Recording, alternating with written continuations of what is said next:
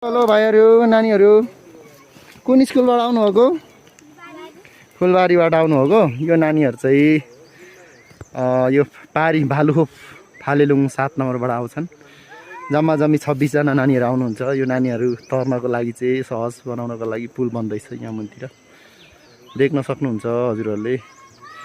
यतिखेर चाहिँ थुप्रैजना त पछाडि पनि आउँदैछन्। हेलो हेलो नानीहरू स्कुलबाट आउनुभएको?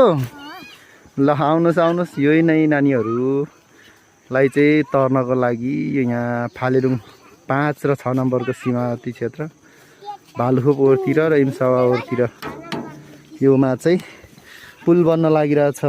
तपाईँहरू देख्न सक्नुहुन्छ पुल बन्नको लागि यहाँ ट्र्याक्टर छ भारी बोक्नलाई। यो नानीहरू चाहिँ जम्मा 26 जना विद्यार्थी मसिना नानीहरू आउँदैछन्। यसको लागि यहाँ पुल बन्दैछ यो देख्न सक्नुहुन्छ। हेलो हेलो जानुहोस् तपाईँहरू।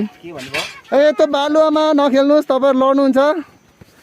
यो देख्न सक्नुहुन्छ नानी बाबुहरू मसिना छन् एकदमै रमाइलोसँगले।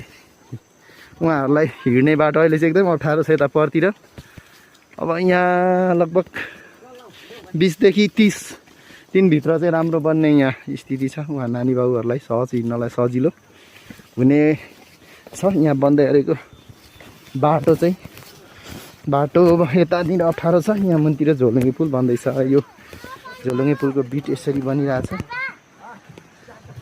एकदमै राम्रो तरिकाले। ल हेर्न सक्नुहुन्छ।